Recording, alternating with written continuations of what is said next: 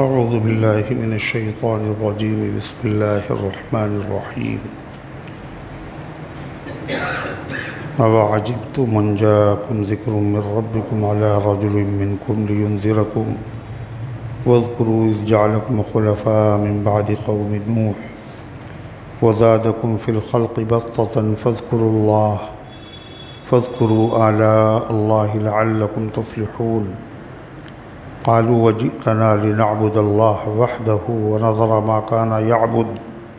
ما كان يعبد آباؤنا فأتنا بما تعدنا إن كنت من الصادقين قال قد وقع عليكم من ربكم رجس وغضب أتجادلونني في أسماء سميتموها أنتم وآباؤكم ما نزل الله بها من سلطان فانتظروا إني معكم من المنتظرين فأنجيناه والذين معه برحمة منا وقطعنا دابر الذين كذبوا بآياتنا وما كانوا مؤمنين وإلى ثمود أخاهم صالحا قال يا قوم اعبدوا الله ما لكم من إله غيره قد جاءتكم بينة من ربكم هذه ناقة الله لكم آية فذروها تأكل في أرض الله ولا تمسوها بسوء فيأخذكم عذاب أليم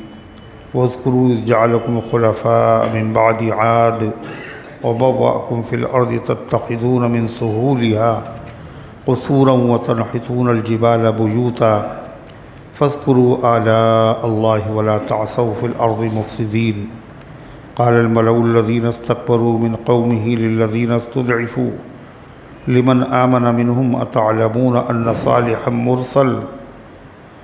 صالحا مرسل من ربه قالوا إنا بما أرسل به مؤمنون قال الذين استكبروا إنا بالذي آمنتم به كافرون فعقروا الناقة وعتوا عن أمر ربهم وقالوا يا صالح ائتنا بما تعدنا إن كنت من المرسلين فأخذتهم الرجفة فأصبحوا في دارهم جاثمين فتولى عنهم وقال يا قوم لقد أبلغتكم رسالة ربي ونصحت لكم ولكن لا تحبون الناصحين ولوطا إذ قال لقومه أتأتون الفاحشة ما سبقكم بها من أحد من العالمين إنكم لتأتون الرجال شهوة من دون النساء بل أنتم قوم مسرفون وما كان جواب قومه إلا أن قالوا أخرجوهم من قريتكم إنهم أناس يتطهرون فأنجيناه وأهله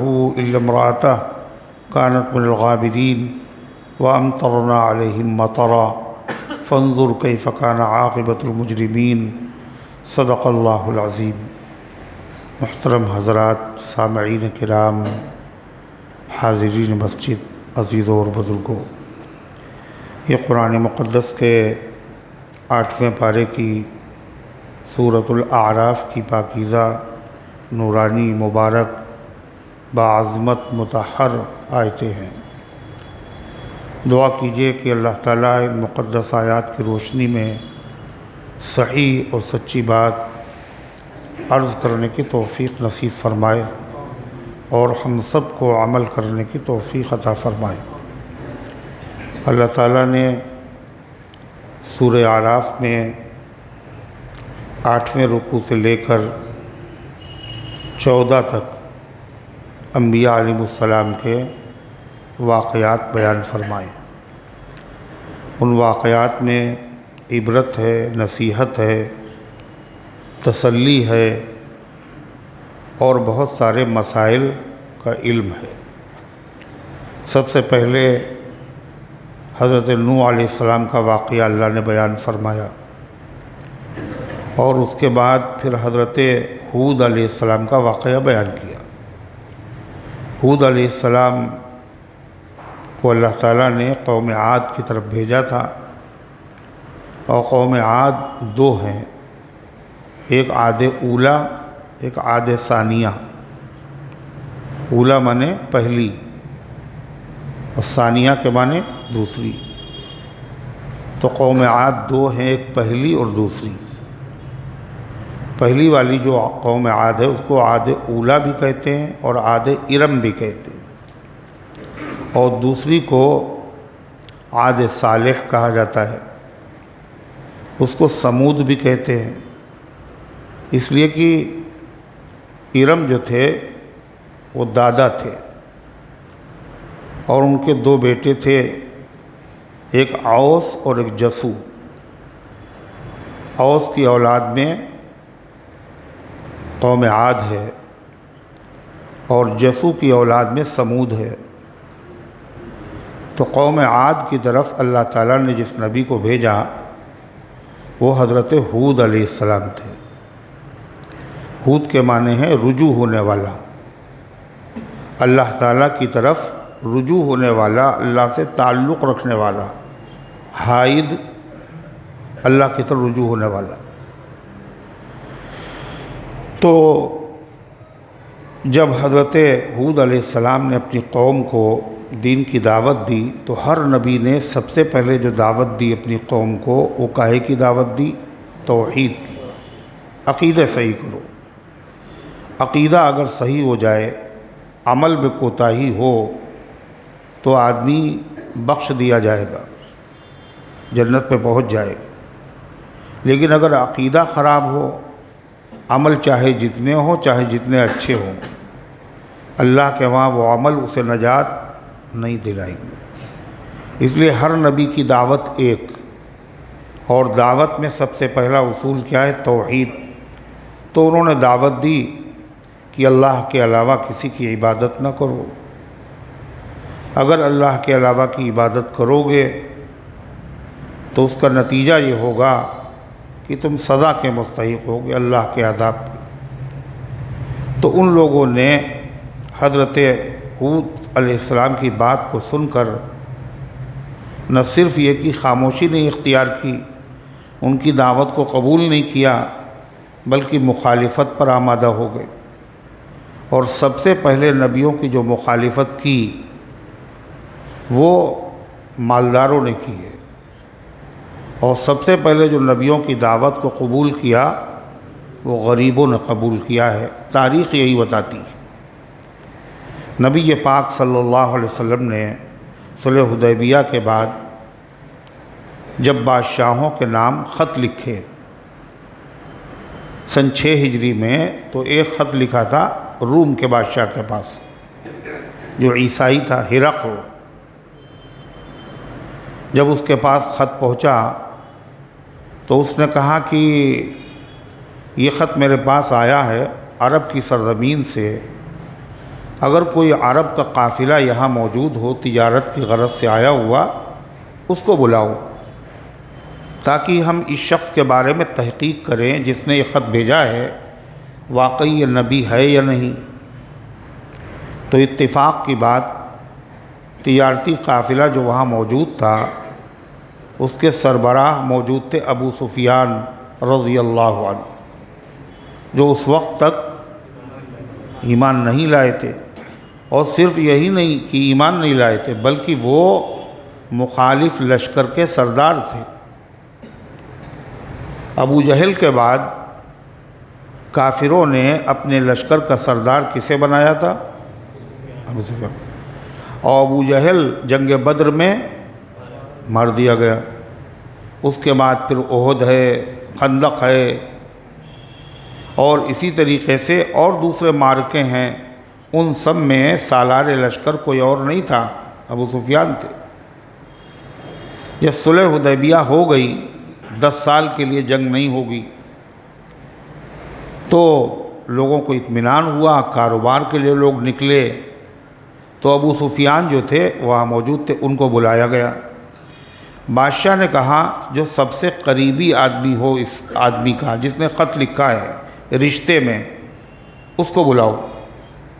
تو رشتے کے اعتبار سے سب سے قریب حضرت ابو سفیان تھے۔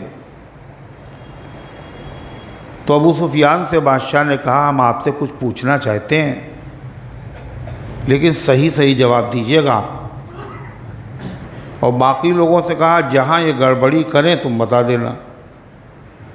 تو اس نے جو سوالات کیے وہ بڑے اہم تھے، بخاری شریف میں ہیں۔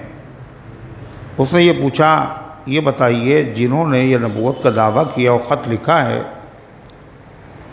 تو یہ ان کا خاندان کیسا ہے؟ خاندان کے اعتبار سے یہ کیسے آدمی ہیں؟ تو ابو سفیان نے کہا کہ مکے میں جتنے خاندان اور قبیلے ہیں ان میں سب سے اعلیٰ خاندان سے ان کا تعلق۔ تو بادشاہ بولا ہمیشہ انبیاء علیہ السلام جو آئے ہیں وہ اعلیٰ خاندان ہی میں آئے ہیں۔ ایک علامت تو یہ ہو گئی کہ آپ اللہ کے سچے نبی ہیں۔ دوسری نشانی یہ پوچھی، یہ بتائیے کہ جن لوگوں نے ان کی دعوت کو قبول کیا ہے وہ مالدار طبقے سے تعلق رکھتے ہیں یا غریب غربا ہیں؟ تو کہا زیادہ تر غریبوں نے ان کی دعوت کو قبول کیا ہے۔ تو بادشاہ نے کہا کہ انبیاء کی تاریخ یہ بتاتی ہے ان کی دعوت کو قبول کرنے والے پہلے غریب ہی لوگ ہوئے، اور مالداروں کو دولت کی وجہ سے تکبر نے دعوت قبول کرنے سے روک دیا، مخالفت پر آمادہ کیا۔ پھر اس نے یہ کہا یہ بتائیے جن لوگوں نے ان کی دعوت قبول کی کوئی آدمی ان کے دین کو چھوڑ کر اپنے دین کی طرف واپس گیا؟ کسی نے ان کا مذہب قبول کرنے کے بعد چھوڑا ہے مذہب؟ تو کہا کبھی نہیں ہوا، ستائے بھی گئے، پریشان بھی کیے گئے ہر طرح سے، مگر کوئی ٹس سے مس نہیں ہوا۔ اس نے کہا جب ایمان دل کی گہرائیوں میں اتر جاتا ہے تو پھر ایمان کوئی چھین نہیں سکتا۔ آدمی دوسرے مذہب کو پھر قبول کرنا گوارا نہیں کرتا، چاہے جتنی سختیاں اس پر کی جائیں اور چاہے جتنے مظالم کے پہاڑ توڑے جائیں۔ سب صحابہ کا یہی حال تھا۔ حضرت بلال کا حال کیا تھا؟ کیا حال تھا؟ ستائے تو سبھی گئے، مگر بعض صحابہ کرام ایسے بھی تھے جب وہ عاجز ہو جاتے تھے تو جو کافر کہلوانا چاہتے تھے وہ کہہ دیتے تھے۔ کاہے کے لیے؟ تاکہ جان بچ جائے، دل سے نہیں کہتے تھے، جبراً۔ اس کی وجہ سے آدمی اگر مجبور ہے، بے بس ہے، جان کا خطرہ ہے، اندیشے ہیں، تو اگر کوئی آدمی کلمہ کفر کہلوا دینے سے کہہ دے تو اس کا ایمان ختم نہیں ہوتا، وہ مسلمان رہتا ہے۔ شریعت نے اس کو اس کی اجازت دی ہے، جائز ہے۔ مگر اعلیٰ درجہ کیا ہے کہ جان دے دے مگر کلمہ کفر زبان سے نہ کہے۔ اب ظاہر بات ہے سارے لوگ تو مضبوط ایمان والے ہوتے نہیں، اس لیے کہ ایسے حالات ہوتے ہیں، آدمی اتنا پریشان کیا جاتا ہے، مجبور ہو کر کے وہ کہہ دیتا ہے۔ تو انہی صحابہ میں ایک صحابی ہیں، بڑے مضبوط صحابی، جن کی والدہ سب سے پہلے شہید ہوئیں، اسلام کی سب سے پہلی شہید خاتون حضرت سمیہ رضی اللہ عنہا، ان کے بیٹے ہیں حضرت عمار رضی اللہ عنہ۔ تو ان کو پکڑا، بہت ستایا، باپ بھی شہید ہو گئے، ماں کو بھی شہید کر دیا۔ بالآخر انہوں نے مجبوراً جو وہ کہلوانا چاہتے تھے کلمہ کفر کہہ دیا۔ اب کہہ تو دیا مگر کس دل سے کہا ہوگا؟ ایک ایمان والے سے پوچھئے۔ اب وہ روتے ہوئے نبی کریم علیہ السلام کے پاس آئے، میرا ایمان تو گیا۔ انہوں نے اتنے مظالم ڈھائے کہ مجھے یہ کہنا پڑا۔ تو قرآن کی آیت نازل ہوئی، اِلَّا مَنْ اُكْرِهَ وَقَلْبُهُ مُطْمَئِنٌ بِالْإِيمَانِ، مگر وہ آدمی جس پر جبر کیا گیا ہو اس کا دل ایمان سے مطمئن ہو، دل میں ذرہ برابر شک نہ ہو، لیکن مجبور ہو کر دیا گیا، مضطر ہو گیا، جان بچانے کے لیے اس نے اگر کلمہ کفر کہہ دیا تو اس سے وہ آدمی کافر نہیں ہوتا۔ مگر اعلیٰ مقام کیا ہے کہ جان دے دے مگر کفر نہ بکے۔ ایسے لوگ ہوتے ہیں، حضرت بلال انہی میں سے تھے۔ اب وہ ان کو لوگ ستاتے تھے ایمان لانے کی وجہ سے، مگر وہ کیا کرتے تھے؟ وہ کہتے اللہ احد، اپنے عقیدے کا اظہار، اللہ ایک۔ اگر وہ چپ رہتے، یہ بھی نہیں گوارا تھا ان کو، لوگ مار رہے ہیں اور وہ توحید کا اعلان کر رہے ہیں۔ مارنے والے مارتے مارتے تھک جاتے، مگر بلال توحید کا اعلان کرنے سے تھکتے نہیں تھے۔ کوڑے برسائے جاتے رات میں، دن میں گھسیٹا جاتا، دھوپ کے اندر تپتی دھوپ میں ریت پر لٹا کر بڑی سی سل پتھر رکھ دیا جاتا، مگر اللہ احد اللہ احد ہے۔ آقائے حبش پر وہ امیہ کے مظالم، شکوے ہیں بلالی نہ گلے ہیں نہ شکایات۔ امیہ تھا ان کا آقا، وہ سزاتا طرح طرح سے۔ آقائے حبش حضرت بلال، آقائے حبش پر وہ امیہ کے مظالم، شکوے ہیں بلالی نہ گلے ہیں نہ شکایات۔ بلالی شاعر کا نام ہے، بلال کی نسبت سے۔ بلالی ان کی زبان پر نہ کوئی شکوہ تھا نہ شکایت تھی، نہ دکھ تھا نہ دکھڑا تھا، کچھ نہیں۔ ظلم اس کے مسلسل ہیں تو رٹ اپنی مسلسل، وہ مسلسل ظلم کیے جا رہا ہے لگاتار، تو ان کی رٹ بھی مسلسل ہے۔ ظلم اس کے مسلسل ہے تو رٹ اپنی مسلسل، اللہ احد سارے مظالم کے جوابات، ہر ظلم کا جواب اللہ احد۔ صدیق اکبر نے کہا ارے خاموش رہو، مگر ان کو اسی میں مزہ آتا تھا، پٹ رہے ہیں اللہ کی توحید کا اعلان کر رہے ہیں۔ بالآخر حضرت صدیق اکبر نے ان کو خرید کر کے آزاد کر دیا، اور بڑا اس کا قصہ ہے باقاعدہ، قرآن میں پاک میں ایک سورت بھی نازل ہوئی، سورہ واللیل، اس میں اس کا ذکر ہے۔ تو جب ہرقل بادشاہ نے کہا کہ ایمان جب کسی کے دل میں اتر جاتا ہے تو پھر وہ آدمی ایمان سے پھرتا نہیں، پھر اس نے یہ کہا اچھا یہ بتائیے کبھی انہوں نے وعدہ خلافی کی آپ سے، کوئی معاہدہ ہوا ان سے؟ تو اس نے کہا اب تک تو نہیں کی ہے، مگر ابھی ایک معاہدہ ہوا ہے، دیکھیے کیا کرتے ہیں۔ وہ اندر سے چاہتے تھے کوئی ایسی بات کہہ دیں جس سے اللہ کے نبی صلی اللہ علیہ وسلم کی عظمت اس کے دل میں پیدا نہ ہو، مگر جھوٹ بول بھی نہیں رہے تھے۔ اور وہ جھوٹ بولتے بھی کیسے؟ امام اہل سنت رحمۃ اللہ علیہ نے فرمایا حضرت ابو سفیان جھوٹ بولتے بھی کیسے؟ اس لیے کہ ان کو اللہ تعالیٰ کو اپنے نبی کا صحابی بنانا تھا، ان کی زبان سے قرآن اور حدیث کی باتیں امت تک پہنچنا تھی۔ کفر کے زمانے میں بھی انہوں نے جھوٹ نہیں بولا۔ پھر ابو سفیان نے سوچا ایک بات کہہ دیں، شاید کہ اس سے مطلب جھوٹ ہے بھی نہیں، مگر ہو سکتا ہے کہ بادشاہ ان سے بدظن ہو جائے۔ کہہ لیں مگر وہ ایک بات کہتے ہیں، اور وہ یہ کہتے ہیں کہ رات میں تھوڑی سے حصے میں، رات کے مختصر سے حصے میں مسجد حرام سے وہ مسجد اقصیٰ گئے، وہ واپس بھی آ گئے اور رات ختم نہیں ہوئی۔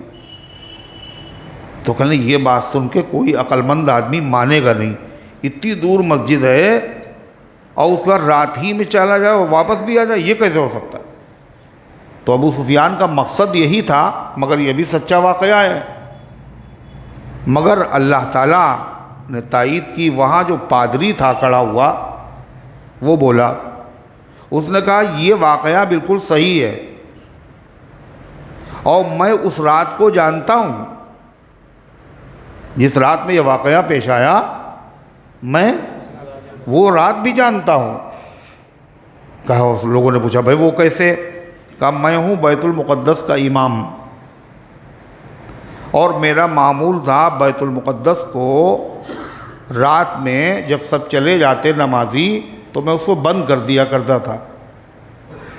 جس رات کا یہ واقعہ ہے اس رات میں نے سارے دروازے بند کیے، لیکن اس کا جو صدر دروازہ تھا، مین دروازہ، وہ بند کرنے کے باوجود بند نہ ہو پایا۔ بڑی کوششیں کی، پورا عملہ جو تھا اس نے کوششیں کی، مگر وہ ٹس سے مس نہ ہوا۔ پھر بلایا گیا کس کو؟ راجگیروں کو، مستریوں کو۔ دیکھیے دروازے میں کیا ہوا ہے، یہ بند نہیں ہو رہا ہے۔ تو سارے مستری راجگیر بولے کہ اوپر کی عمارت کا وزن اس دروازے پہ اتنا آ گیا ہے جس کی وجہ سے یہ بند نہیں ہو رہا ہے، اور اس وقت اس کے بند کرنے کی کوئی سبیل نہیں ہے، صبح دیکھا جائے گا۔ اور بند کیسے ہوتا؟ اس لیے کہ وہاں امام الانبیاء کو آنا تھا، وہاں انبیاء کی امامت کرنا تھی۔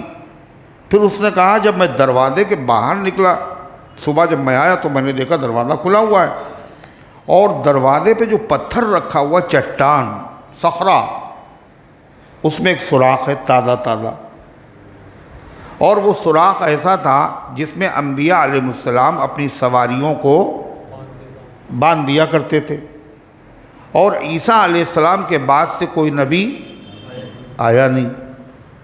کئی سال گزرے بیچ میں؟ 500 سال کا عرصہ گزر گیا، تو وہ سوراخ جو تھا وہ بند ہو چکا تھا، مگر جب میں صبح آیا میں نے دیکھا اس میں سوراخ موجود ہے، اور کسی سواری کے پیروں کے نشانات بھی ہیں۔ تو دیکھا آپ نے؟ تو عرض کرنے کا منشا کیا ہے کہ کیا بتایا اس نے کہ انبیاء کی دعوت کو قبول کرنے والے پہلے کون لوگ ہوتے ہیں؟ غریب غربا، اور مالدار لوگ مخالفت کرتے ہیں۔ ہر دور میں یہی ہوا۔ ہود علیہ السلام نے جب دعوت دی تو مالداروں نے کیا کہا؟ اِنَّا لَنَرَاكَ فِي صَفَاحَةٍ وَإِنَّا لَنَظُنُّكَ مِنَ الْكَاذِبِينَ، ہم آپ کو بے وقوف سمجھتے ہیں۔ اس لیے کہ جو ساری قوم کا مذہب ہے، جو سب کہہ رہے ہیں، آپ اس سے الگ ہٹ کے کہہ رہے ہیں ایک بات۔ اتنے خداؤں کو چھوڑ کر کے ایک خدا، اتنے خدا ہیں تو ہمارا کام بنتا نہیں ہے، اتنے خدا ہیں تب تو ہمارا کام بنتا نہیں ہے، اور ان سب کو ختم کر کے ایک خدا کی عبادت کی تو کیسے کام ہو جائے گا؟ یہ تو عقل کے خلاف بات ہے۔ دوسری بات تم یہ کہہ دو مرنے کے بعد زندگی ہے، یہ تو اور سمجھ میں نہیں آتی، ہم تمہیں احمق سمجھتے ہیں۔ تو اتنی سخت بات جب کہی تو حضرت ہود علیہ السلام نے کیا کہا؟ اس سخت بات کو سننے کے بعد آدمی کو خوشی ہوگی نا؟ کسی سے کہہ دیا بیوقوف ہے آپ، کسی بیوقوف سے کہہ دیا بیوقوف تو بھی غصہ ہوگا وہ۔ اور انبیاء سب سے عقل مند ہوتے ہیں مگر غصہ نہیں ہوئے وہ۔ یہ ہے دعوت کا اصول۔ جب تبلیغ کی جائے گی، دعوت دی جائے گی تو لوگ الٹی سیدھی باتیں کریں گے، تو ان کو برداشت کرنے کا حوصلہ ہونا چاہیے، غصہ دلایا جائے مگر غصہ نہ ہو آدمی۔ کیا کہا حضرت ہود علیہ السلام نے؟ یا قوم لیس بی سفاہا، اے میری قوم میرے اندر بے عقلی نہیں ہے۔ پھر یہ جو میں زمانے سے ہٹ کر کے بات کر رہا ہوں یہ میری اپنی گڑھی ہوئی بات نہیں ہے، وَلَكِنِّي رَسُولٌ مِّن رَبِّ الْعَالَمِينَ، لیکن میں رب العالمین کی طرف سے بھیجا ہوا ہوں، میری ڈیوٹی ہے یہ۔ رب العالمین ہے وہ، اس کے علاوہ کوئی رب نہیں ہے۔ عالم کہتے ہیں عالمین، اللہ کے علاوہ اللہ کے علاوہ کوئی ایسا نہیں ہے جس کا وہ رب نہ ہو، مالک نہ ہو۔ جب وہ سب کا مالک ہے تو عبادت کے لائق بھی وہی ہے، اکیلا وہی ہے رب العالمین، اور اسی نے مجھے بھیجا ہے کہ میں تمہیں سمجھاؤں۔ یہ بات بے عقلی کی ہے کہ رب العالمین کے ہوتے ہوئے جو محتاج ہیں، بے بس ہیں، ان کو خدا مانا جائے، اور جو ہر چیز پر قادر ہے اس کو چھوڑ دیا جائے۔ یہ بے عقلی ہے، یہ بے عقلی ہے۔ ابلغکم رسالات ربی وانا لکم ناصح امین، میں تم کو اپنے پروردگار کے پیغام پہنچا رہا ہوں۔ اس میں بے عقلی کی بات کیا ہے؟ اور میں تمہارا بالکل خیر خواہ ہوں، ہمدرد ہوں، سچا۔ تو مجھے گالی دے رہے ہو، مجھے کیا پڑی ہم گالیاں برداشت کریں؟ مخالفت کر رہے ہو، پھر بھی میں دعوت دیے جا رہا ہوں۔ کوئی مجھے پیسہ مل رہا ہے؟ کوئی تنخواہ مل رہی ہے؟ کچھ نہیں۔ تو یہ بغیر طلب کے جو آدمی نصیحت کرتا ہے، بغیر غرض کے جو نصیحت کرتا ہے، وہ آدمی سچا ہمدرد ہوتا ہے۔ پھر کہا اچھا یہ بتاؤ مخالفت کی وجہ کیا ہے؟ تم یہی سمجھ رہے ہوگے کہ ہم بھی انسان ہیں، اور جو آدمی کہہ رہا ہم نبی ہیں یہ بھی انسان ہیں، ہم میں ان میں کوئی فرق تو ہے ہی نہیں۔ نبی اگر اللہ کو بنانا تھا تو کوئی فرشتہ ہونا چاہیے، تم یہ سوچ رہے ہوگے۔ اور ہر زمانے میں ہر پیغمبر نے جب دعوت دی ہے تو ہر زمانے میں یہ سوال اٹھا ہے۔ کون سا والا؟ کون سا؟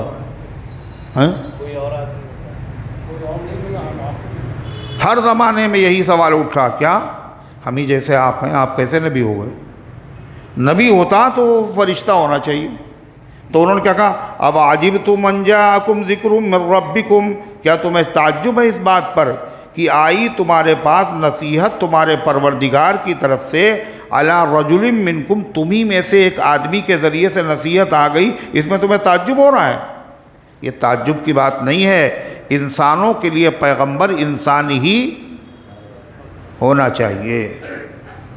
فرشتے کو تم دیکھ نہیں پاؤ گے، فرشتہ کھاتا پیتا بھی نہیں ہے، وہ تمہیں عمل کر کے دکھا بھی نہیں پائے گا۔ اور جنوں کا مسئلہ تو ظاہر بات ہے، کتنی وحشت ہوگی آدمی کو۔ اس لیے اللہ تعالیٰ نے تمہیں میں سے ایک آدمی کو نبی بنایا، اس میں حیرت کی بات نہیں ہے۔ اللہ تعالیٰ نے تمام مخلوقات میں سے خلیفہ بنانے کے لیے آدم کو منتخب کر لیا، ایسے ہی اللہ تعالیٰ نے تمام انسانوں میں سے نبی بنانے کے لیے خاص خاص بندوں کو منتخب کر لیا۔ اس میں حیرت کی کیا بات؟ لِيُنذِرَكُمْ، اس لیے آیا ہے وہ نبی تاکہ تمہیں ڈرائے۔ اگر تم نے مخالفت کی رب العالمین کی تو اللہ کے عذاب کو برداشت کرنے کے لیے تیار ہو جاؤ۔ وَاذْكُرُوا إِذْ جَعَلَكُمْ خُلَفَاءَ مِن بَعْدِ قَوْمِ نُوحٍ، کسی کو جب سمجھایا جاتا ہے تو دو طریقے ہیں۔ کون کون؟ ایک، اس پہ پریشر ڈالا جائے، اس کو ڈرایا جائے، میاں انجام اچھا نہیں ہوگا، ابھی سدھر جاؤ۔ اور دوسرا طریقہ کیا ہے؟ قبول کر لو، تمہیں یہ ملے گا اور یہ ملے گا اور یہ ملے گا، ہے نا؟ کچھ چیزوں کی اس کو لالچ دی جائے، اس سے وعدہ کیا جائے کچھ دینے کا، اس کو کہتے ہیں ترغیب، یعنی شوق دلانا۔ بچے سے کیا کہا؟ کلمہ سنا دو ہم تمہیں ٹافی دیں گے، ہے نا؟ کہتے نہیں کہتے لوگ؟ نہیں کہتے۔ یہ کیا ہے؟ ترغیب ہے۔ اور ترغیب کیا ہے؟ نہیں سناؤ گے تو پھر چھڑی دیکھی۔ یہ کیا ہے؟ یہ ترغیب ہے۔ دونوں طریقے سے پیغمبروں نے، پہلے ترغیب تھی، اب ترغیب سنیے کیا کہا؟ وَاذْكُرُوا إِذْ جَعَلَكُمْ خُلَفَاءَ مِن بَعْدِ قَوْمِ نُوحٍ، اور یاد کرو اللہ تعالیٰ نے تمہیں جانشین بنایا ہے، کس کے بعد؟ قوم نوح کے بعد۔ تم سے پہلے یہاں نوح کی قوم رہتی تھی اور بہت لمبے عرصے تک رہی۔ اس کے پاس ایک نبی آئے تھے، نبی نے بہت سمجھایا، جب اس نے نہیں مانا تو اللہ نے اس قوم کو ڈبو دیا۔ اسی کی جگہ پہ تم آباد ہو، اور تمہارے پاس بھی اللہ نے نبی بھیجا، اور تم وہی کام کر رہے ہو جو قوم نوح نے کیا تھا۔ ان کو برباد کیا گیا، تمہیں بھی برباد کیا جا سکتا ہے۔ ہوش کے ناخن لو۔ وَزَادَكُمْ فِي الْخَلْقِ بَسْطَةً، اللہ نے تمہیں آباد کیا، زمین پہ حکومت دی، اور اللہ نے تمہیں بڑھا دیا تمہارے جسم کا پھیلاؤ۔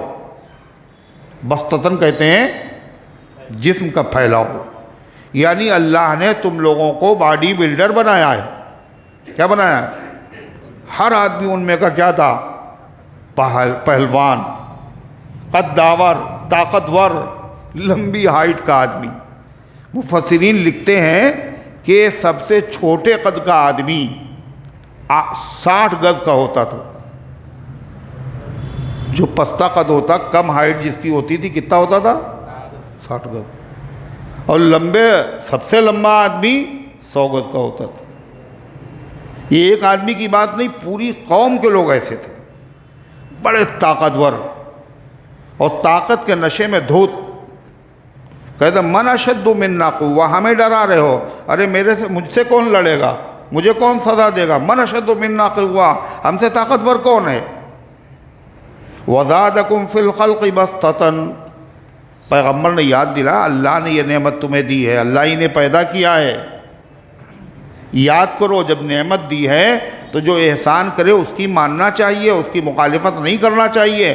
فاذکروا آلاء اللہ لعلکم تفلحون، اور یاد کرو اللہ کی نعمتیں، خالی جسم ہی نہیں دیا، تمہیں زمین میں حکومت دی، اقتدار دیا، نعمتوں کی برسات کر دی، تمہیں کیا نہیں دیا خدا نے.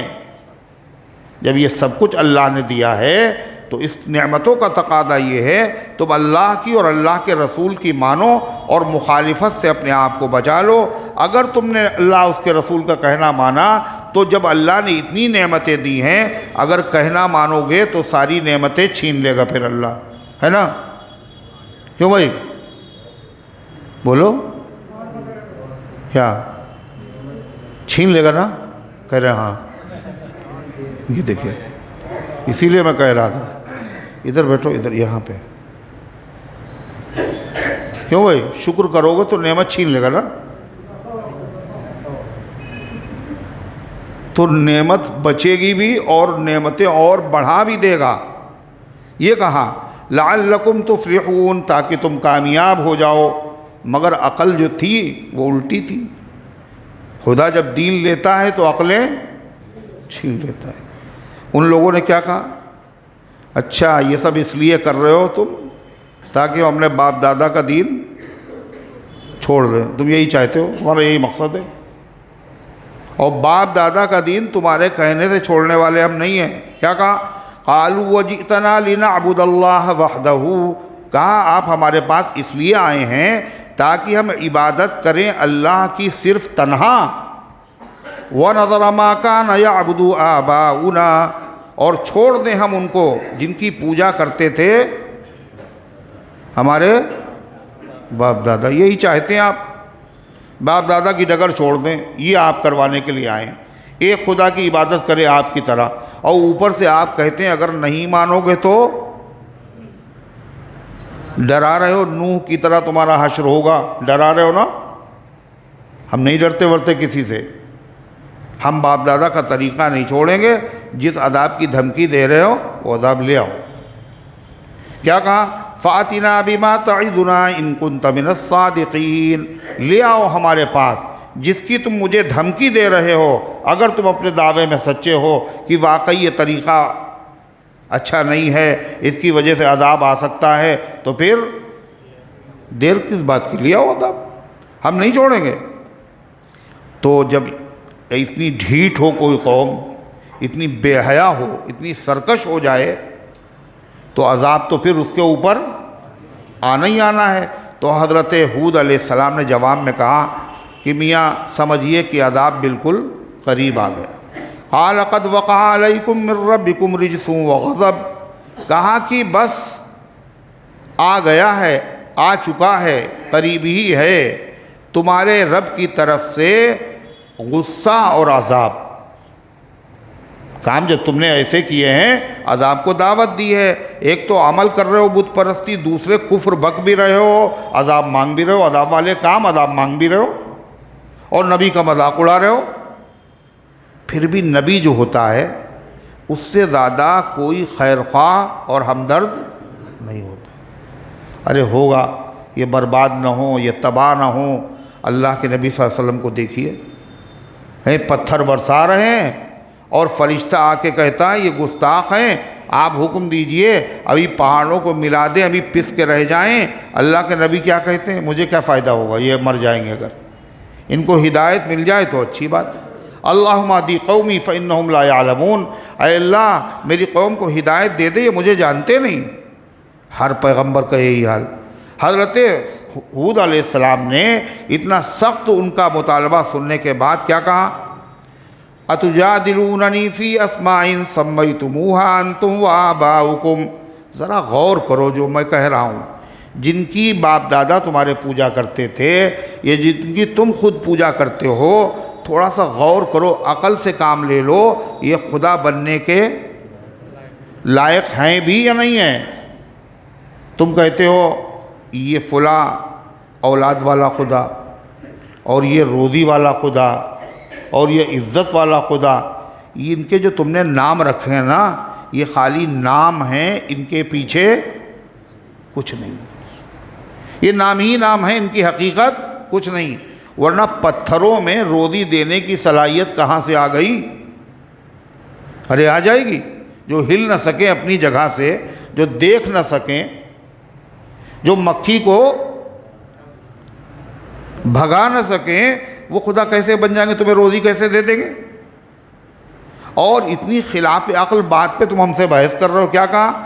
اتجادلوننی فی اسماء، کہ تم مجھ سے بحث کر رہے ہو ان ناموں کے بارے میں، سمیتموہا انتم وآباؤکم، جو نام تم نے رکھ لیے، تمہارے باپ دادا نے رکھ لیے، ما نزل اللہ بہا من سلطان، ان کے خدا ہونے پر اللہ نے کوئی دلیل نازل نہیں کی، کوئی دلیل بھی نازل نہیں کی، اور عقل بھی یہ کہتی ہے یہ خدا ہو سکتے ہیں۔ یہ معبود بنا رہے ہو، ان سے اچھے تو ان کے پجاری ہیں۔ ارے عقل سے دیکھو نا بھائی، بتوں کی آنکھیں ہوتی نہیں ہوتی، جو مورتیاں ہوتی ان کی آنکھیں ہوتی نہیں ہوتی؟ نہیں ہوتی نا، اندھی ہوتی، آنکھیں ہوتی نا، مگر آنکھوں سے ان کو دکھائی دیتا ہے، مگر جو پوجا کرتے ہیں ان کو بھی نہیں دکھائی دیتا، ان کو دکھائی دیتا۔ یہ کیسے خدا ہیں؟ خدا کو نہیں دکھ رہا اور پجاری کو دکھ رہا ہے۔ کان بھی ہوتے ان کے؟ نہیں ہوتے، مگر کان سے ان کو سنائی کچھ نہیں دیتا، اور جو پوجا کرتا ہے اس کو سب سنائی دیتا ہے۔ یہ کیسا خدا ہے؟ خدا بہرا اور پجاری سننے والا، اور خدا اندھا اور پجاری آنکھوں والا۔ اور جب ان کو دکھائی سنائی نہیں دیتا تو عقل بھی ان کے پاس ہوگی بہت زیادہ ہے، عقل بھی کوئی ان کے پاس نہیں، بالکل کورے، اور اس کے اوپر تم جو ہے اپنی آستینیں چڑھائے ہوئے ہو اور لڑ رہے ہو ان کی طرف سے۔ ارے ان کی طرف سے لڑ رہے ہو تم؟ کیا کہا؟ جن کے نام تم نے، تمہارے باپ دادا نے رکھ لیے ہیں، اور اللہ نے ان کے خدا ہونے پر کوئی دلیل نازل نہیں کی، اور عقل بھی یہ کہتی ہے خدا نہیں ہو سکتے، اور پھر بھی اگر تم نہیں مانتے ہو تو پھر اللہ کے عذاب کو تم نے دعوت دے دی ہے۔ بھئی ٹھیک ہے، تم بھی انتظار کرو اور ہم بھی انتظار کریں، دیکھتے ہیں اونٹ کس کروٹ بیٹھتا ہے۔ فانتظروا انی معکم من المنتظرین، تم انتظار کرو، میں بھی تمہارے ساتھ انتظار کر رہا ہوں۔ پھر اللہ تعالیٰ نے نبی کا کہا ہوا سچ کر دیا، اور آیا اللہ کا عذاب۔ 3 سال تک بالکل کچھ پیدا نہیں ہوا، بھوک مری، سوکھا پڑ گیا، اور ساری کھیتیاں جل گئیں، باغ جل گئے۔ تو ایسے موقع پر جب ان لوگوں کو بارش نہیں ہوتی تھی تو وہ حرم میں کسی کو بھیجتے تھے، جاؤ دعا کرو جا کر کے۔ ایک وفد حرم گیا، وہاں جن کے وہاں وہ اترے تو انہوں نے کہا کہ ہود پر ایمان لے آؤ تو بارش ہو جائے گی۔ تو انہوں نے کہا یہ بھی انہی جیسا ہے، چھوڑو اس کو۔ اور پہنچ گئے وہ حرم اپنے، اور وہاں اللہ سے دعا کی تو 3 طرح کے بادل ان کو دکھائے گئے اللہ تعالیٰ کی طرف سے۔ کہا ان میں سے جو چاہے تم پسند کر لو۔ تو انہوں نے دیکھا کہ وہ کالا بادل جو ہے یہ بہت اچھا ہے، اس سے پانی برسے گا، اور وہ کالا بادل انہوں نے پسند کر لیا۔ اب یہاں جب یہ آئے تو اللہ کا عذاب آیا، سخت بادل اور سخت آندھی، اور وہ آندھی کا طوفان اللہ نے مسلط رکھا کتنے دن؟ 7 راتیں 8 دن، اور اتنی سخت آندھی تھی وہ آدمیوں کو اٹھاتی تھی، اوپر تک لے جاتی تھی، اور اس کے بعد زمین پہ جو پٹکتی تھی تو سر الگ اور تھوڑا الگ، آپس میں ایک دوسرے کو پکڑ لیا، زنجیریں بنا لی، زمین میں آدھا آدھا اپنے آپ کو گاڑ لیا، مگر ہوا میں وہ تیزی تھی، وہ اکھاڑتی تھی اور اوپر بلند کر کے زمین پہ پٹک دیتی تھی۔ پھر کیا ہوا؟ ایسے زمین کے اوپر پڑے ہوئے تھے، فَطَرَا فِيهَا كَأَنَّهُمْ أَعْجَازُ نَخْلٍ خَاوِيَةٍ، جیسے کھجور کے لمبے لمبے درخت ہوتے، لمبے قد تھے نا ان کے، سر الگ دھڑ الگ، کوئی بچا نہیں، کوئی نہیں بچا اس میں سے۔ اور حضرت ہود علیہ السلام ان پر ایمان لانے والے اسی سرزمین میں تھے جہاں یہ طوفان چل رہا تھا، ایک احاطے میں تھے، اس میں ہوا آتی تھی اور بہت نرمی کے ساتھ چلتی تھی، اور باہر طوفان، غارت گری، سب کچھ ہلاک و برباد ہو گیا، اور اس احاطے کے اندر جتنے تھے ان میں سے کسی کا بال بیکار رہا۔ یہ ہے اللہ فرماتا فَأَنْجَيْنَاهُ وَالَّذِينَ آمَنُوا مَعَهُ، تو ہم نے ان کو نجات دی، کس کو؟ حضرت کس کا ذکر چل رہا ہے؟ ہود علیہ السلام کو۔ وَالَّذِينَ آمَنُوا مَعَهُ، اور ان کو بھی نجات دی جو ان کے ساتھ ایمان لائے تھے، بِرَحْمَةٍ مِّنَّا، اپنی مہربانی سے۔ وہی ہوا جو تباہی مچا رہی ہے، وہی ہوا ان ایمان والوں کے بال کو بھی بیکا نہیں کر رہی ہے۔ وَقَطَعْنَا دَابِرَ الَّذِينَ كَذَّبُوا بِآيَاتِنَا، اور ہم نے جڑیں کاٹ دی ان لوگوں کی جنہوں نے ہماری آیتوں کو جھٹلایا، یعنی ان کی نسلوں کا خاتمہ ہو گیا، بیج ختم ہو گیا۔ وَمَا كَانُوا مُؤْمِنِينَ، ان کو ہم نے برباد کیوں کیا؟ وہ ایمان والے نہیں تھے، وہ ایمان لانے والے بھی نہیں تھے۔ اللہ تعالیٰ فرماتا پھر کیا ہوا؟ پھر جو عاد ثانیہ تھی، جس کو قوم سمود بھی کہا جاتا ہے، کہتے ہیں یہ انہی میں کے بچے ہوئے لوگ تھے۔ یہ عمان، نجران، یمن سے حضرموت تک 3 خاندان تھے، اور یہ بھی بڑے طاقتور لوگ تھے، اور فن کے بڑے ماہر تھے یہ لوگ، مکان بنانے میں، یعنی نرم زمینوں میں یہ محل بناتے تھے۔ کاہے کے لیے؟ گرمیوں میں رہیں گے یہاں، اور سردیوں میں رہنے کے لیے پہاڑوں کو کاٹ کر مکان بناتے تھے۔ یہاں کب رہیں گے؟ سردیوں میں رہیں گے، سردیوں کا الگ، گرمیوں کا الگ۔ اللہ نے نعمتوں کی برسات کر رکھی تھی، مگر ان ظالموں نے بھی کیا کیا؟ اللہ کو چھوڑ کر بتوں کی پوجا شروع کر دی۔ جب بتوں کی پوجا شروع کر دی تو اللہ تعالیٰ نے ان کی رہبری اور رہنمائی کے لیے جس نبی کو منتخب کیا، اس نبی کا نام ہے، بولو، حضرت صالح علیہ السلام۔ کیا نام ہے زبیر؟ صالح علیہ السلام۔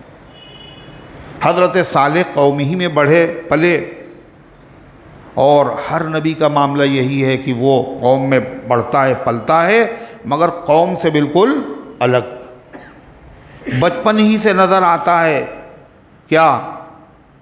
یہ سب سے الگ ہے بچہ، ہوشیار بھی ہے، سمجھدار بھی ہے، خوبصورت بھی ہے، آواز بھی اچھی ہے، امانت بھی ہے، دیانت بھی ہے، عفت بھی ہے، مروت بھی ہے۔ تو حضرت صالح سے ان کو بڑی امیدیں وابستہ تھی، یہ خاندان کا لڑکا جو ہے یہ نام روشن کرے گا، پوری قوم کا سربراہ یہ بنے گا۔ صالح علیہ السلام کو اللہ نے نبی بنایا، انہوں نے جیسے ہی دین کی دعوت دی، اب کیا تھا؟ وہ ساری عقیدت و محبت سب ختم ہو گئی بڑی جلدی۔ اتنی پرانی عقیدت توحید کا اعلان سنتے ہی کافور ہو گئی۔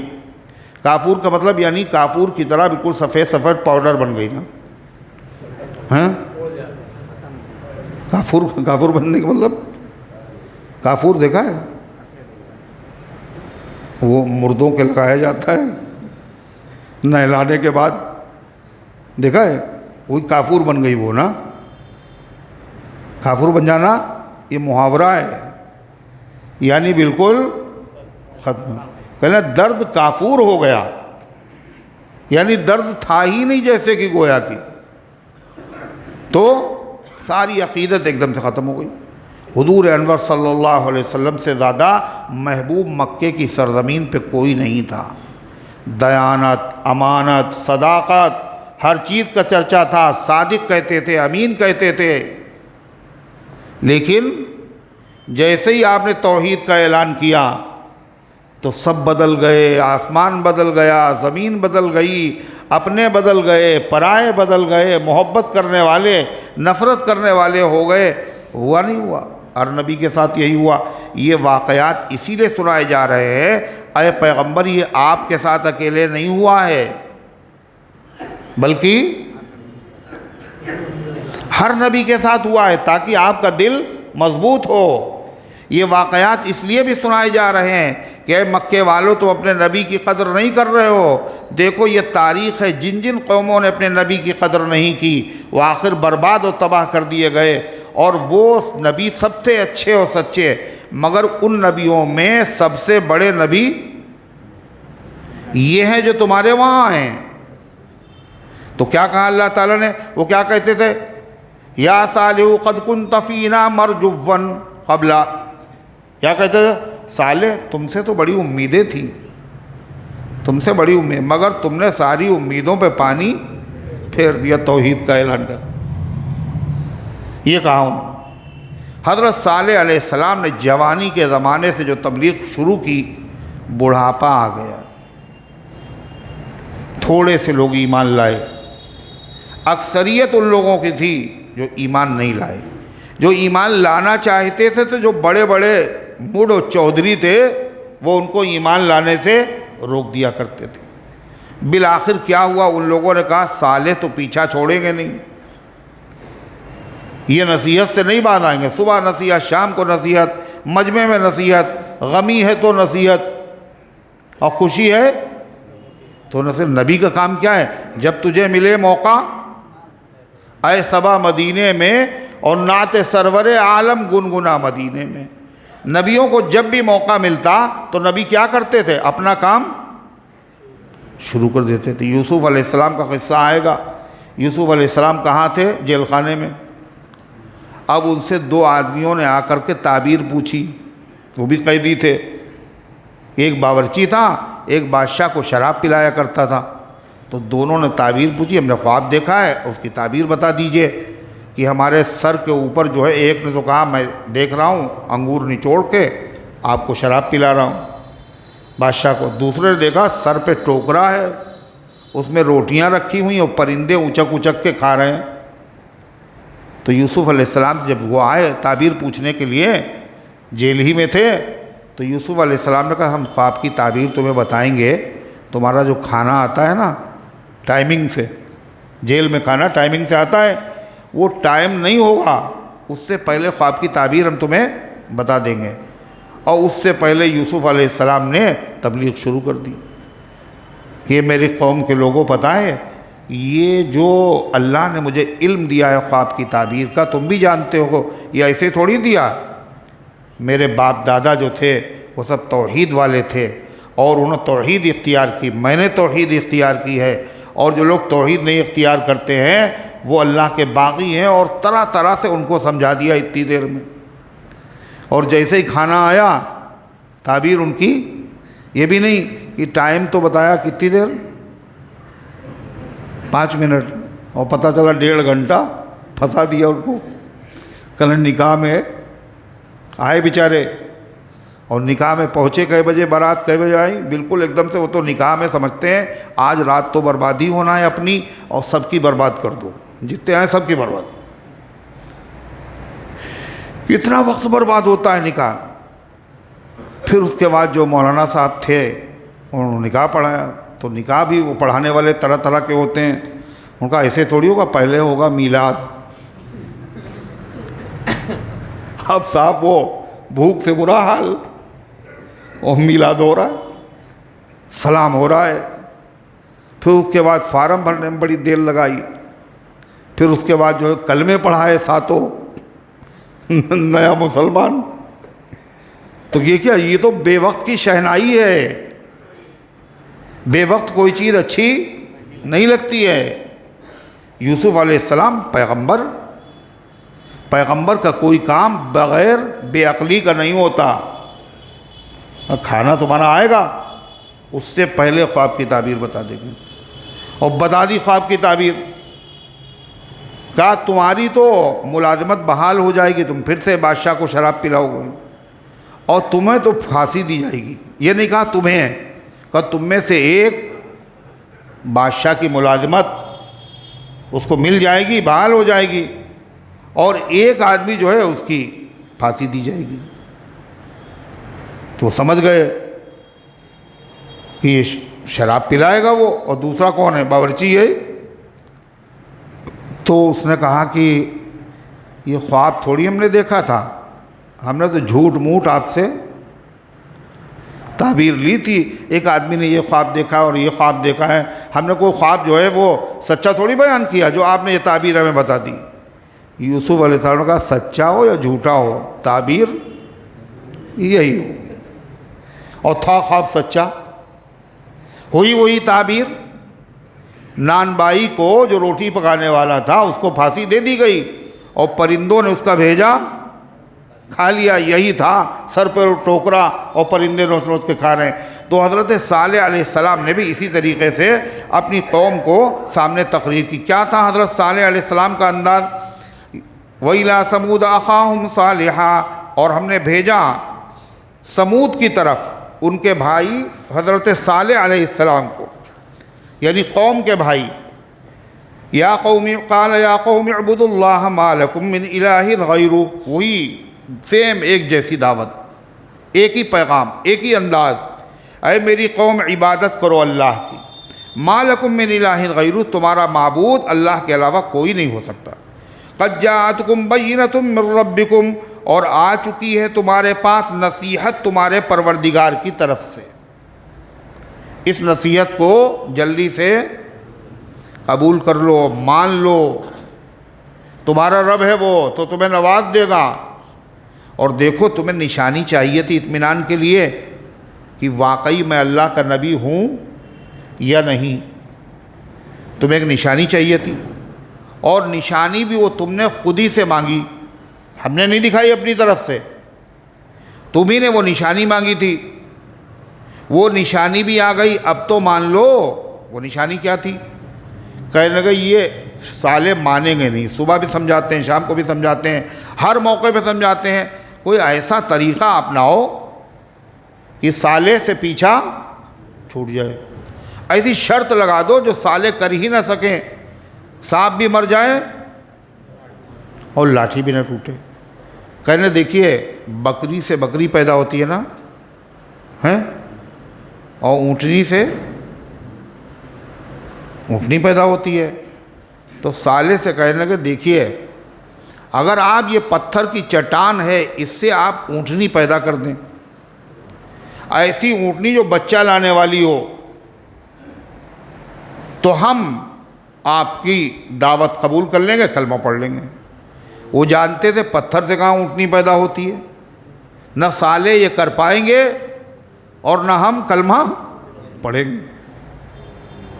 دیکھا آپ نے، مگر حضرت صالح علیہ السلام نے ان سے قول و قرار لیا، اچھا اگر ایسا ہو جائے گا تو پڑھ لو گے کلمہ؟ کہلے پکا، ان کو یقین تھا کہ یہ ہونے سے رہا۔ مگر حضرت صالح علیہ السلام پیغمبر، اس لیے یہ کام کرنا کہ معجزہ کیا ہوتا ہے، کرنے والا اللہ ہوتا ہے، نبی کا ہاتھ ہوتا ہے، اور اللہ کے لیے کچھ مشکل نہیں ہوتا، سب کچھ کر سکتا ہے۔ حضرت صالح علیہ السلام نے قول و قرار لینے کے بعد 2 رکعت نماز پڑھی اور اللہ تعالیٰ سے دعا مانگی۔ ساری قوم نے دیکھا چٹان ایک دم سے ہلی، اور اس میں ایک بڑی قداور، بڑی ڈیل ڈول والی اونٹنی برآمد ہو گئی۔ اونٹنی دیکھ لی ان لوگوں نے، واقعی کچھ دنوں کے بعد بچہ بھی لے آئی، اتنی بڑی اونٹنی کہ اس کا دودھ پوری قوم کے لیے کافی ہوتا، اور ایسی ہیبت والی وہ اونٹنی تھی کہ جب جس طرف چرنے کے لیے جاتی تھی سارے جانور اس کو دیکھ کر کے قریب آ جاتے تھے نا، جیسے تم قریب آئے ہوئے ہو۔ کچھ تکلیف ہو رہی کیا؟ درد ہے پیٹ میں؟ ارے تو کیا ہوا، کوئی بات نہیں ہے، ہم کچھ نہیں کہیں گے، کھاس لینا، دور نہ بیٹھو۔ تم کیوں دور بیٹھے ہو؟ مزہ آتا ہے وہاں زیادہ دور بیٹھے، ادھر آؤ، ادھر یہاں۔ انا للہ و انا الیہ راجعون۔ اور یہ پائے کے سائے میں کون بیٹھا ہے؟ پلر کے سائے میں منہ چھپا کے؟ انا للہ و انا الیہ راجعون۔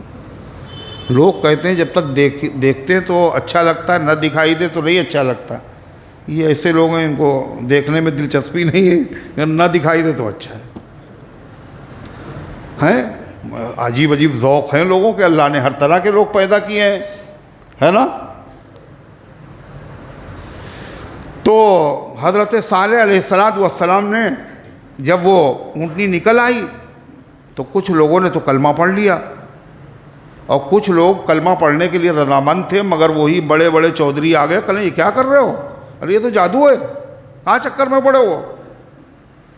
خود بھی کلمہ نہیں پڑھا اور ان کو بھی کلمہ پڑھنے نہیں دیا۔ اب حضرت صالح علیہ السلام نے کہا دیکھو بھائی، شرط تھی کہ اونٹنی اگر برآمد ہو کلمہ پڑھ لیں گے، شرط پوری، اب تو پڑھ لو کلمہ۔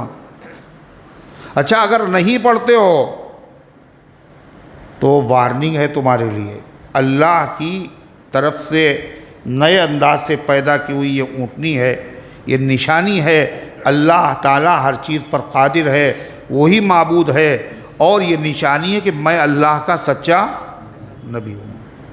مان لو، نہیں مانتے ہو تو دیکھو اس کا احترام کرنا، تمہیں نہیں کھلانا پڑے گا۔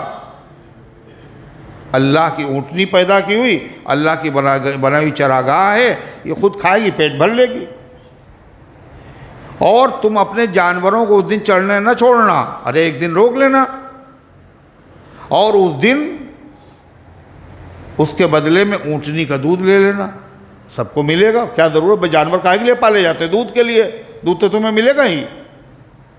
اور جس دن وہ اونٹنی پانی پیتی تھی تو سارا پانی خالی، تو لوگ بڑے پریشان ہوئے، پھر باری مقرر کر دی، ایک دن اونٹنی، ایک دن تمہارے جانور۔ مگر جب کسی آدمی کے اوپر بدنصیبی کی رات مسلط ہوتی ہے، سویرا نہیں ہوتا، فتنہ، ایسا فتنہ جو آدمی کی عقل کو چھپا لیتا ہے اور آنکھوں کو اندھا کر دیتا ہے، وہ فتنہ کیا ہے؟ عورت، شیطان کا جال۔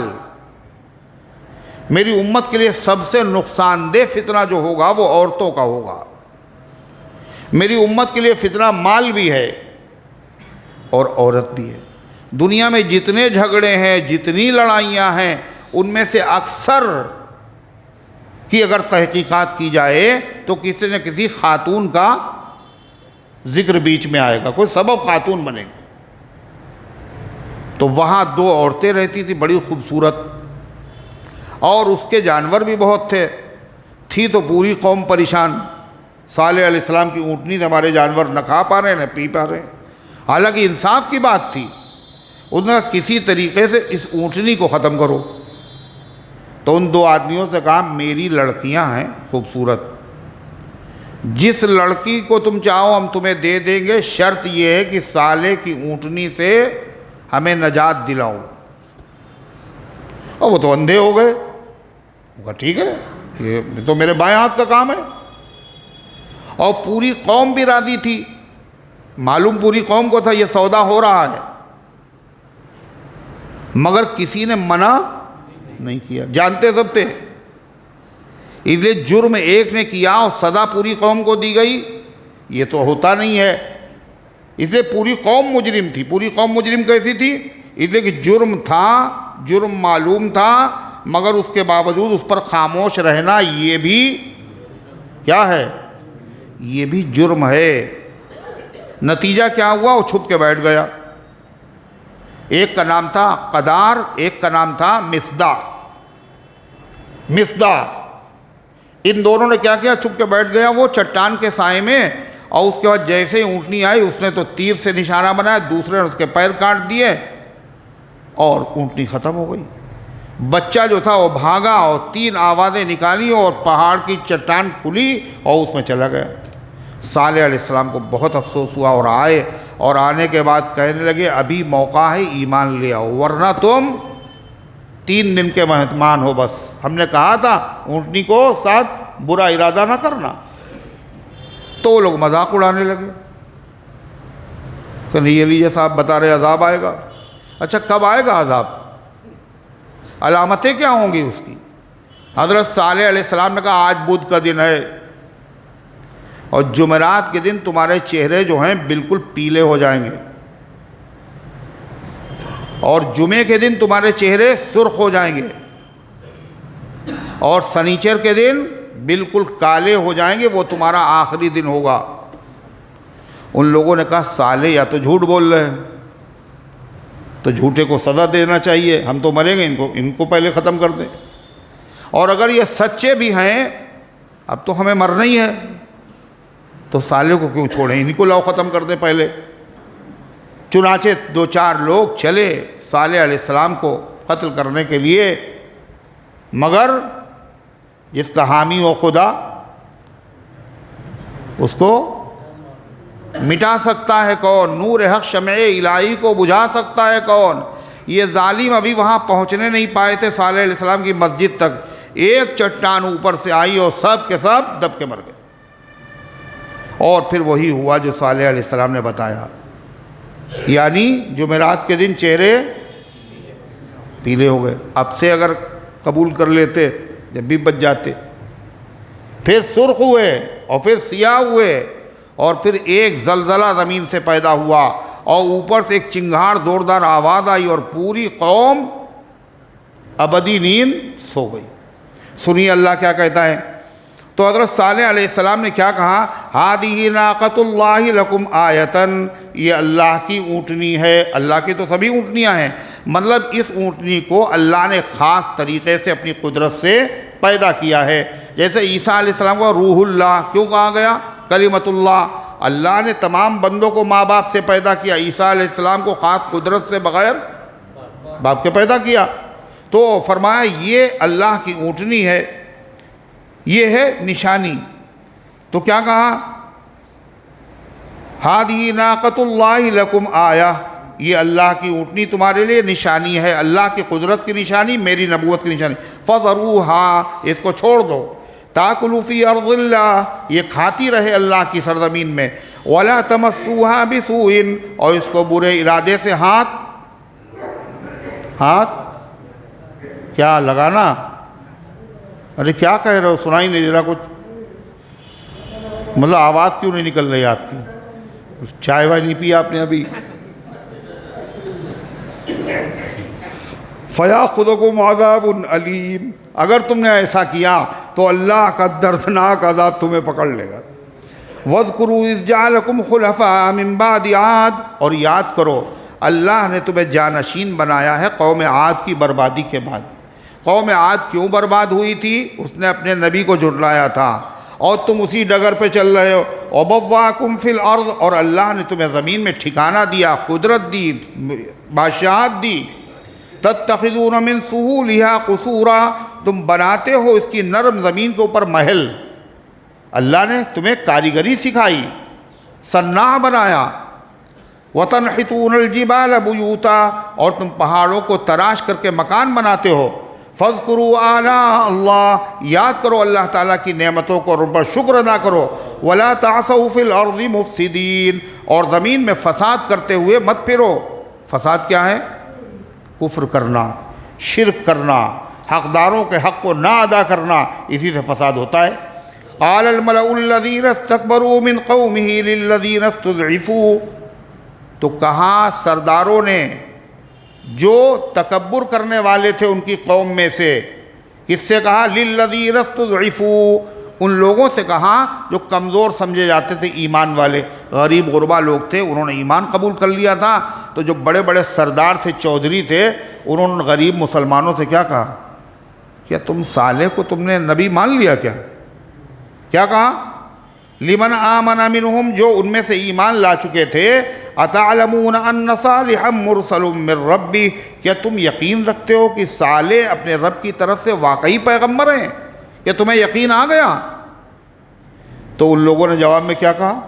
ارے یقین صالح کا رسول ہونا یقینی ہے اور اللہ کا رب العالمین ہونا بالکل یقینی ہے۔ ہم نے مان لیا اور تم نے نہیں مانا، اور ہم سے سوال کر رہے ہو کہ تم نے یقین کر لیا۔ کیا کہا انہوں نے؟ قالوا انا بما ارسل به مؤمنون، ہم تو اس پیغام پر جو صالح کو دے کر بھیجا گیا ہے ہم پکا یقین رکھتے ہیں، ہم ایمان لا چکے ہیں۔ اب وہ لوگ کھسیا گئے کہ یہ دیکھیے ایمان لے آئے۔ تو ان لوگوں نے کیا کہا؟ ارے عقل تمہارے پاس تو ہے ہی نہیں، ہم مالدار لوگ ہیں، اگر ہمارے پاس عقل زیادہ ہے، اگر واقعی صالح نبی ہوتے تم سے پہلے ہم ایمان لاتے، اور تم ایمان لائے، تمہارے ایمان لانے سے ہوتا کیا ہے؟ ہم بڑے لوگ ہیں، اگر ایمان نہیں لائے تو کیا فرق پڑتا ہے؟ بہرحال ہم ایمان نہیں لائیں۔ کیا کہا؟ وقال الذین استکبروا انا بالذی آمنتم به کافرون، کہا ان لوگوں نے جو بڑے سمجھے جاتے تھے، متکبر تھے، ہم اس پر جس پر تم ایمان لائے ہو ہم انکار کرتے ہیں، ہم صالح پر ایمان نہیں لائیں گے۔ فعقروا الناقۃ، انہوں نے ناقہ مانے اونٹنی، انہوں نے اونٹنی کے پیر کاٹ دیے، مار ڈالا اس کو۔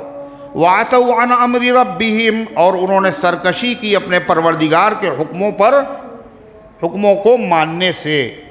وَقَالُوا يَا صَالِحُ ائْتِنَا بِمَا تَعِدُنَا، اور انہوں نے کہا ہے صالح لے آؤ ہمارے پاس وہ عذاب جس کی تم مجھے دھمکی دیتے ہو، إِن كُنْتَ مِنَ الْمُرْسَلِينَ، اگر آپ ہیں سچے پیغمبر۔ جب انہوں نے یہ دھمکی دی، عذاب مانگا، عذاب والے کام کیے، تو پھر اللہ کا عذاب آیا۔ کیا آیا؟ فَأَخَذَتْهُمُ الرَّجْفَةُ، تو پکڑ لیا ان کو زلزلے نے، نیچے سے زلزلہ۔ اور دوسری آیت میں ہے فَأَخَذَتْهُمُ الصَّيْحَةُ، اوپر سے چیخ، زوردار آواز بھی تھی اور نیچے سے زلزلہ بھی تھا۔ فَأَصْبَحُوا فِي دَارِهِمْ جَاثِمِينَ، تو وہ لوگ رہ گئے اپنے گھروں میں آندھے منہ پڑے ہوئے، یعنی کوئی ان کو سیدھا کرنے والا بھی نہیں تھا، موت کی نیند سو گئے۔ جب وہ موت کی نیند سو گئے تو حضرت صالح علیہ السلام ایمان والوں کے ساتھ اس بستی سے دوسری بستی کی طرف منتقل ہونے کے لیے چلے۔ بعض کہتے ہیں کہ وہ عرب کی طرف چلے، حرم کی طرف۔ کون چلا؟ صالح علیہ السلام ایمان والوں کے ساتھ جب چلے تو وہ جو لاشیں پڑی ہوئی تھیں ان لاشوں سے حضرت صالح علیہ السلام نے خطاب کیا۔ کیا کہا سنیے؟ فَتَوَلَّىٰ عَنْهُمْ، تو حضرت صالح علیہ السلام ان سے منہ موڑ کر چلے۔ وَقَالَ يَا قَوْمِ لَقَدْ أَبْلَغْتُكُمْ رِسَالَةَ رَبِّي، اور کہا ہے میری قوم کے لوگوں میں تمہیں پہنچا چکا تھا اپنے پروردگار کا پیغام۔ وَنَصَحْتُ لَكُمْ، اور میں نے تمہاری بہت خیر خواہی کی۔ وَلَٰكِن لَّا تُحِبُّونَ النَّاصِحِينَ، لیکن تم لوگ نصیحت کرنے والوں کو پسند نہیں کرتے۔ نتیجہ دیکھا تم نے؟ سوال یہ ہے کہ انہوں نے لاشوں سے کیوں کہا؟ وہ تو مردے پڑے ہوئے تھے۔ کہا یہ ایسے ہی ہے جیسے بدر کے میدان میں جو 70 مارے گئے تھے، جب ان کو بدر کے کنویں میں ڈال دیا گیا تو نبی کریم علیہ السلام نے کنویں کے پاس کھڑے ہو کر کہا اے عتبہ، اے ابو جہل، اے ولید، اے شیبہ، اللہ نے جو ہم سے وعدہ کیا تھا وہ تو ہم نے سچا پایا، تم سے جو وعدہ کیا تھا وہ بھی تم لوگوں نے بھی سچا پایا۔ تو حضرت عمر رضی اللہ عنہ کہا اے اللہ کے نبی یہ تو مردے ہیں، آپ ان سے کہہ رہے ہیں؟ آپ نے فرمایا یہ تم سے زیادہ سن رہے ہیں مگر ان کے اندر جواب دینے کی طاقت نہیں ہے۔ تو اسی طریقے صالح علیہ السلام نے اپنی قوم سے خطاب کیا۔ اللہ فرماتا وَلُوطًا إِذْ قَالَ لِقَوْمِهِ، اور پھر اللہ نے لوط علیہ السلام کو ان کی قوم کی طرف بھیجا۔ لوط علیہ السلام کون ہے؟ حضرت ابراہیم علیہ السلام کے بھتیجے۔ کس کے؟ ابراہیم علیہ السلام کا بھتیجے۔ ابراہیم علیہ السلام عراق میں شہر بابل میں رہتے تھے، وہیں ان کے باپ دادا خاندان تھا، وہیں حضرت لوط علیہ السلام بھی تھے۔ ابراہیم علیہ السلام نے جب نبوت کا اعلان کیا تو ان کی نبوت کو کسی نے نہیں مانا، صرف 2 آدمیوں نے، صرف 2 لوگ ایمان لائے ابراہیم علیہ السلام پر۔ کون؟ ایک ان کی بیوی حضرت سارہ، حضرت اسحاق علیہ السلام کی جو بعد میں والدہ ہوئیں، اور دوسرے ان کے بھتیجے حضرت لوط علیہ السلام۔ پھر ابراہیم علیہ السلام نے اپنا شہر چھوڑ دیا، ہجرت کی وہاں سے، اور آ گئے۔ ابراہیم علیہ السلام تو نبی تھے، جب مقام اردن تک پہنچے تو اللہ تعالیٰ نے لوط علیہ السلام کو بھی نبی بنا دیا، اور اردن کے بیچ میں، سعودی عرب اور اردن کے بیچ میں جو علاقہ ہے اس علاقے میں قوم بستی تھی، اور بڑے بڑے 5 شہر تھے، ان میں سے ایک شہر تھا صدوم۔ وہاں کے لوگوں کی طرف لوط علیہ السلام کو اللہ تعالیٰ نے نبی بنا کر کے بھیجا۔ لوط علیہ السلام نے بت پرستی سے ان کو بچایا، بچنے کی دعوت دی، اللہ کی توحید کی دعوت دی جو ہر نبی نے دیا۔ مگر ان کی قوم میں ایک بیماری تھی، بڑی خطرناک بیماری، جو اس سے پہلے دنیا میں تھی ہی نہیں۔ سب سے پہلے وہ بیماری خطرناک اسی قوم میں پیدا ہو، اور وہ کیا تھا؟ بے حیائی کا کام، یعنی ہم جنس پرستی، جس کو آج یورپ کنٹریز میں باقاعدہ سرکاری طور پر، قانونی طور پر جس کی اجازت دے دی گئی، یعنی مرد مرد سے شادی کر لے اور عورت عورت سے شادی کر لے۔ اس کو کہتے ہیں ہم جنس پرستی، مرد مرد سے اپنی خواہش پوری کرتا تھا۔ اتنی خطرناک بیماری میں یہ قوم مبتلا تھی۔ حضرت لوط علیہ السلام نے ان کو بہت سمجھایا، مگر کسی طریقے سے ان کی سمجھ میں نہیں آیا۔ لوط علیہ السلام کے پاس فرشتے آئے مہمانوں کی شکل میں خوبصورت۔ لوط علیہ السلام کی بیوی بھی ایمان والی نہیں تھی، وہ اپنی قوم کے لوگوں سے ملی ہوئی تھی۔ اس نے اطلاع دی بہت اچھے بڑے خوبصورت لوگ آئے ہیں اور ان کو تم نشانہ بنا سکتے ہو۔ چنانچہ وہ لوگ لوط علیہ السلام کے پاس دھاوا بول دیا ان کے گھر پہ۔ لوط علیہ السلام خوشامد کر رہے ہیں، یہ میرے مہمان ہیں، مجھے رسوا نہ کرو، مجھے ذلیل نہ کرو۔ مگر وہ اندھے تھے۔ حضرت جبریل علیہ السلام نے کہا لوط علیہ السلام گھبرائیے نہیں، میری فکر نہ کیجیے، ہم مہمان نہیں ہیں، ہم فرشتے ہیں، یہ آپ تک پہنچ نہیں سکتے۔ ایک پر مارا جو حضرت جبریل علیہ السلام نے تو سب اندھے ہو گئے اور کہنے لگے لوط کے مہمان تو جادوگر معلوم ہوتے۔ اور اس کے بعد پھر جبریل علیہ السلام نے کہا جو ایمان والے ہیں رات میں ان کو لے کے نکل جائیے، اللہ کا عذاب آنے والا ہے صبح تک۔ لوط علیہ السلام چاہتے تھے اور جلدی، فرشتے نے کہا الیس الصبح بقریب، کہ صبح قریب نہیں ہے، اور پیچھے مڑ کے کوئی نہ دیکھے۔ بعض مفسرین کہتے ہیں لوط علیہ السلام پر اللہ نے ان کو کوئی لڑکا نہیں دیا تھا، لوط علیہ السلام کو لڑکیاں دی تھیں اللہ نے، صرف کیا دیا تھا؟ لڑکیاں، اور تھے پیغمبر، ہے نا۔ اور آدمی چاہتا ہے بابا کے پاس جا کے کیا کہتا ہے؟ بابا لڑکیاں ہیں، کوئی لڑکا نہیں ہے، ایک لڑکا دلوا دیجئے، ہیں؟ اور بابا سے بڑے کون ہوتے ہیں؟ ولی ہوتے ہیں۔ بابا تو یوں ہی ہیں، ولیوں سے بڑے صحابی ہوتے ہیں، اور صحابہ سے بڑے انبیاء ہوتے ہیں۔ مگر انبیاء بھی اولاد خود سے لے نہیں سکتے، اور جب لے نہیں سکتے تو کسی کو دے کہاں سے سکتے ہیں؟ ابراہیم علیہ السلام اتنے بڑے پیغمبر، تمام پیغمبروں کے باپ، سارے پیغمبر ان کے بعد ان کی اولاد میں آئے۔ ابراہیم علیہ السلام کو اللہ نے بیٹے دیے اور ایک بیٹی نہیں دی، اور بیٹا بھی کب دیا؟ جب بوڑھے ہو گئے، جب انہوں نے دعا مانگی۔ اللہ نے اسماعیل علیہ السلام پہلے، اور بعد میں حضرت سارہ سے حضرت اسحاق پیدا ہوئے۔ اللہ نے ابراہیم علیہ السلام کو لڑکے دیے، لڑکی نہیں دی، اور لوط علیہ السلام کو اللہ نے لڑکیاں دیں اور کوئی لڑکا نہیں دیا۔ محمد رسول اللہ صلی اللہ علیہ وسلم کو اللہ نے بیٹے بھی دیے اور بیٹیاں بھی عطا فرمائیں، 4 بیٹے اور 4 بیٹیاں۔ بیٹے بچپن میں انتقال کر گئے، اور بیٹیوں کا شادی شدہ ہونے کے بعد انتقال ہوا، اور سب سے آخر میں آپ کی حیات کے بعد، وفات کے بعد حضرت فاطمہ زہرا کا انتقال ہوا۔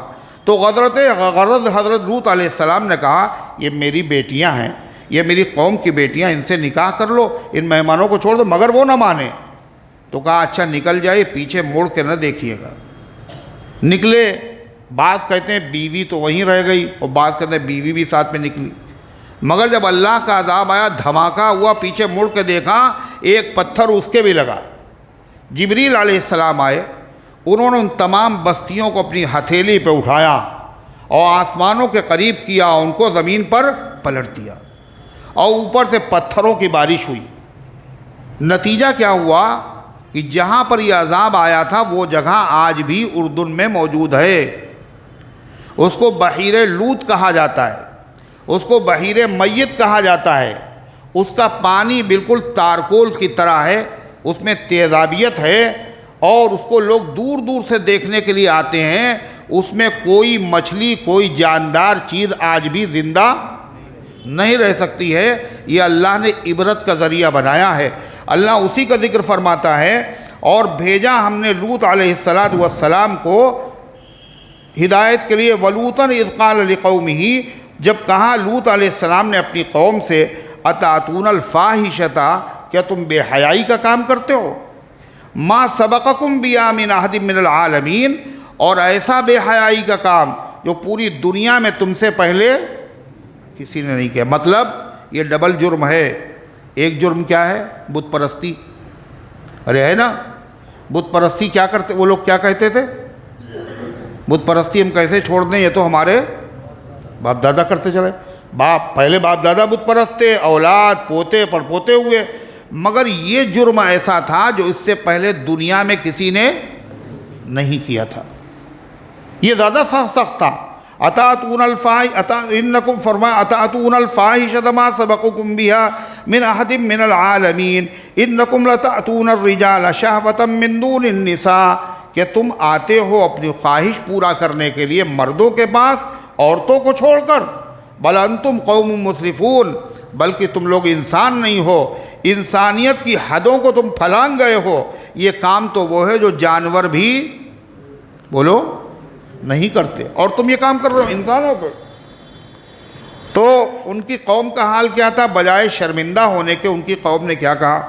سنیے، ما کان جواب قومه الا ان قالوا اخرجوهم من قريتكم، نہیں تھا ان کی قوم کا جواب مگر یہ کہ ان کو لوط کو اپنی بستی سے باہر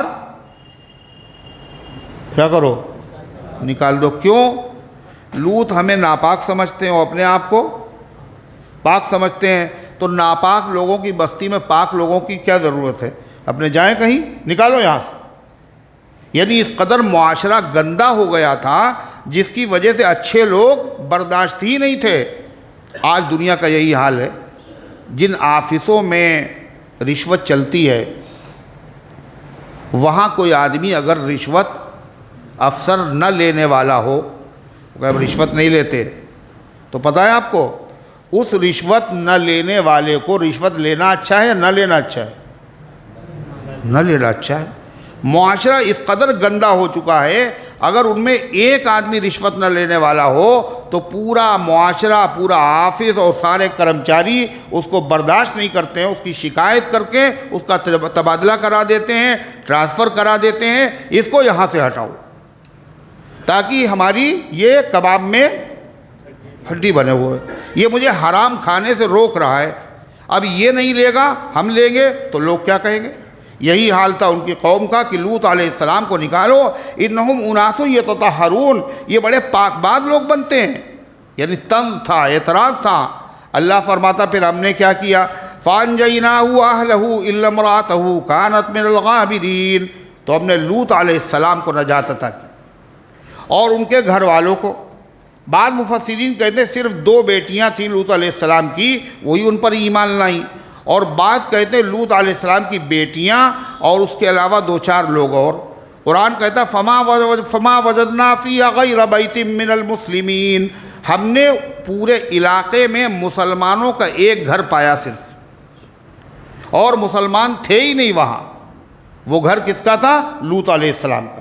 ہم نے ان کو بچا لیا، اور فرمایا اللہ تعالیٰ نے وَأَهْلَهُ، ان کے متعلقین کو، إِلَّا امْرَأَتَهُ كَانَتْ مِنَ الْغَابِرِينَ، مگر ان کی بیوی، کس کی؟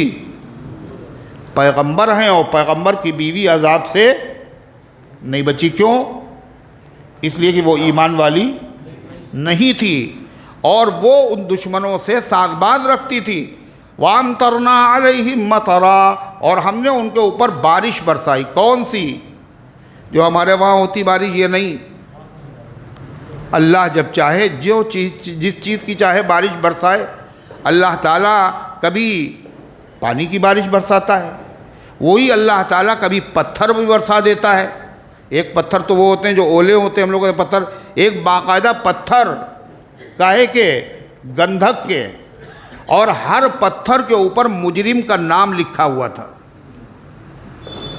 ہر پتھر پر اللہ کی طرف سے مجرم کا نام لکھا ہوا تھا۔ جیسے ہی لوط علیہ السلام کی بیوی نے پیچھے مڑ کر دیکھا، وہ پتھر لگا اور وہی ڈھیر ہو گیا۔ وَأَمْطَرْنَا عَلَيْهِمْ مَطَرًا، ہم نے ان کے اوپر بارش برسائی، ایک نرالے انداز کی بارش۔ قوم شعیب علیہ السلام پر شولوں کی بارش تھی، انگارے برسائے خدا نے۔ قوم لوط کے اوپر اللہ نے پتھر برسائے۔ فَانظُرْ كَيْفَ كَانَ عَاقِبَةُ الْمُجْرِمِينَ، دیکھو ان جرائم کرنے والوں کا انجام دنیا میں کیا ہوا۔ آج تک اس کے نشان موجود ہے، عبرت کے نشان بنی ہوئی ہے۔ دوسری جگہ سے لوگ آتے ہیں، وہاں فوٹو کھینچتے ہیں، مگر اللہ تعالیٰ کے نبی نے کیا کہا؟ جو عذاب والی جگہیں ہیں وہاں مت جاؤ، اور اگر مجبوری میں وہاں سے گزرنا پڑے تو روتے ہوئے گزرو، تیزی کے ساتھ گزرو۔ مقام ہجر سمود یا قوم تھی جو برباد ہو گئی، تو حضور پاک صلی اللہ علیہ وسلم غزوہ تبوک کے لیے جب گئے تو راستے میں وہیں سے گزرے۔ صحابہ کو پتہ نہیں تھا، بعض صحابہ کرام نے اس کنویں سے پانی لے کر کے آٹا گوندھ لیا۔ حضور پاک صلی اللہ علیہ وسلم کو جب معلوم ہوا تو آپ نے فرمایا یہ آٹا الٹ دو اور یہ اونٹوں کو کھلا دو، اور کوئی آدمی ان کے علاقے میں نہ جائے، اور یہ عذاب کی جگہ ہے، اور عذاب کی جگہ پر عذاب کے اثرات آج بھی ہوتے ہیں، موجود ہیں۔ ایسی جگہوں پر تماشے کے لیے نہیں جانا چاہیے، عبرت کے لیے جانا چاہیے۔ آپ نے فرمایا یہاں سے روتے ہوئے گزرو، کہیں ایسا نہ ہو اس عذاب کا کوئی جز تمہیں لگ جائے۔ پھر آپ اور آگے بڑھے، آپ نے فرمایا یہ کنواں ہے، اس سے پانی استعمال کرو۔ یہ وہی کنواں ہے جس سے صالح علیہ السلام کی اونٹنی پانی پیا کرتی تھی۔ تو اللہ تعالیٰ نے قرآن پاک کی اس آیت میں یہی نصیحت فرمائی ہے۔ اللہ تبارک و تعالیٰ ان گزارشات کو قبول فرمائے، عمل کرنے کی توفیق عطا فرمائے۔ اللہم صلی علی